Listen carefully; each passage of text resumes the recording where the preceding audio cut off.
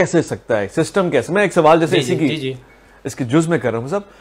ایک دور تھا جیسے کہ فرمایا گیا بیٹیوں کو زندہ درکور کر دیا جاتا تھا, پھر اسی دور کے تسلسل میں اس حد تک حیوانیت دیکھی گئی جناب امیر حمزہ کا کلیجہ چبایا گیا.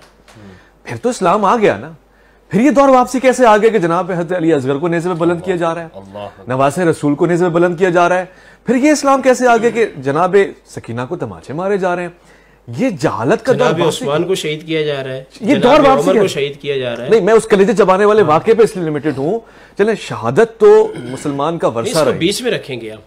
میں اس جنگلی پنے اور حیوانیت کی بات کر رہا ہوں. دیکھیں حضرت عمر کو بھی شہید کیا گیا, میں اس تقابل میں نہیں جا رہا, مگر یہ حیوانیت جو کربلا میں دیکھی گئی, یہ تو ہمیں جنگ غزوہ احد میں دیکھی گئی تھی. اس سے پہلے عربوں میں یہ رواج تھا. کہ قائم کیسے, یہ ٹوٹی کیسے نہیں؟ دیکھیں یہ اچانک سے نہیں ہو گیا, اور مولانا نے جو اس کی جو تشریح کی ہے کہ بس قدرت اس طرح سے کرتی ہے.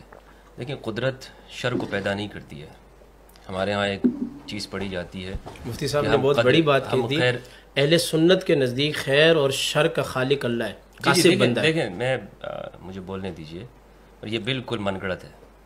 اللہ صرف خیر پیدا کرتا ہے, شر پیدا نہیں کرتا.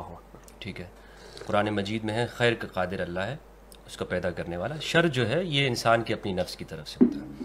بہرحال میں یہ بات کرنا چاہوں گا کہ معاویہ بن ابی سفیان نے اپنے زمانے میں زبردستی لوگوں سے بیعت لی, اور عبداللہ ابن عمر سے بخاری کے اندر روایت ہے کہ حکم دیا کہ بلکہ عبداللہ ابن عمر کو قتل کی دھمکی دی. اچھا, اگر تمہارے سے اور تمہارے باپ سے زیادہ حقدار ہم لوگ ہیں اس کو چلانے میں. اور حضرت عمر رضی اللہ تعالیٰ عنہ صحابہ کو اس بات سے ڈرایا کرتے تھے کہ تم مستحکم رہنا, ورنہ شام کے اندر معاویہ بن ابی سفیان ہے, فتح الباری کے اندر لکھا ہے. تو معاویہ بن ابی سفیان نے اس معاہدے کی خلاف ورزی کی جو کہ امام حسن علیہ السلام کے ساتھ تھا. امام حسن علیہ السلام کے ساتھ جو صلح حسن ہوئی, جس کا ہمارے ہاں بہت یہ لوگ نام لیتے ہیں, صلح حسن بخاری میں ہے کہ دو عظیم گروہ میں اس کی خلاف ورزی ہوئی. اس کی خلاف ورزی ہوئی. اسد الغابہ کے اندر شرائط لکھی ہوئی ہیں, الاستیاب کے اندر ہیں, ہمارے اہل سنت مصادر کے اندر یہ شرائط لکھی ہوئی کہ کن شرائط کے اوپر امام حسن علیہ السلام نے معاویہ بن ابی سفیان کے ساتھ وہ شرائط کے اوپر وہ صلح کی تھی. تو یہ جو کربلا کا واقعہ ہے یہ کچھ ایسے نہیں اچانک سے ہو جاتا ہے. یزید نے اس کا اقرار کیا ہے کہ میں نے بدر کے مقتولین کا, اپنے آباء و اجداد کا جو علی کے ہاتھوں سے قتل ہوئے ہیں اس کا بدلہ لیا ہے.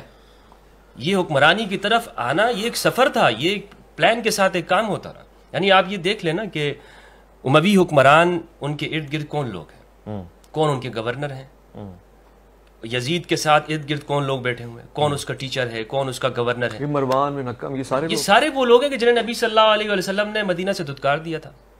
یہ وہ لوگ ہیں, یعنی ایک سسٹم ہے, ایک سسٹم ہے. وہ طلقہ ہے, مؤلفۃ القلوب کا اکثر طبقہ ہے کہ جو اپنی پوری زندگی میں وہ نبی صلی اللہ علیہ وآلہ وسلم کی اس دعوت دین کے مخالف رہا ہے, یہ دینی نظام سے ٹکرایا ہے. یہ اگر مسلمان نہ ہوتا تو سر قلم ہوتا ہے ان لوگوں کا, اس میں کوئی شک و شبہ نہیں ہے کہ ان کا سر قلم ہونا تھا, لیکن انہوں نے اپنے سر کو جھکا لیا. تو پھر نبی صلی اللہ علیہ وآلہ وسلم نے انہیں حصہ بھی دیا. تو ٹھیک ہے آپ لوگ اسلام میں آ گئے ہو, کیونکہ نبی تو روک نہیں سکتے نا, کسی کو منع نہیں کر سکتے, وہ تو رحمت للعالمین ہے. وہ تو جو بھی آیا ان کے پاس انہوں نے کہا کہ ٹھیک ہے, اس کو سینے سے لگا کے معاف کر دیا, کوئی بات نہیں. لیکن اور یہ اہل بیت کی بھی روش رہی ہے, اہل بیت یہی امام العابدین علیہ السلام کتنا بڑا, یعنی جو واقعہ ہے اس کے عینی شاہد اور گواہ ہے کہ جب بھی ان کے سامنے پانی اور کھانا رکھا جاتا ہے آنکھوں سے آنسو آ جاتے ہیں امام کے سامنے.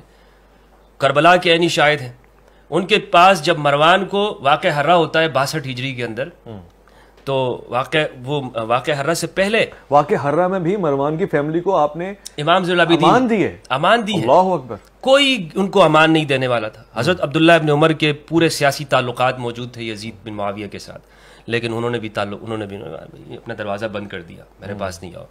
لیکن امام ذی العابدین علیہ السلام, کسی نے کہا کہ یہ تو وہ ہے کہ جس نے آپ کے پورے خاندان کو شہید کیا, تو امام نے فرمایا یہ ان کے اخلاق تھے اور یہ ہمارے سبحان اللہ, ہم اپنے اخلاق کے ساتھ معاملہ کرتے ہیں.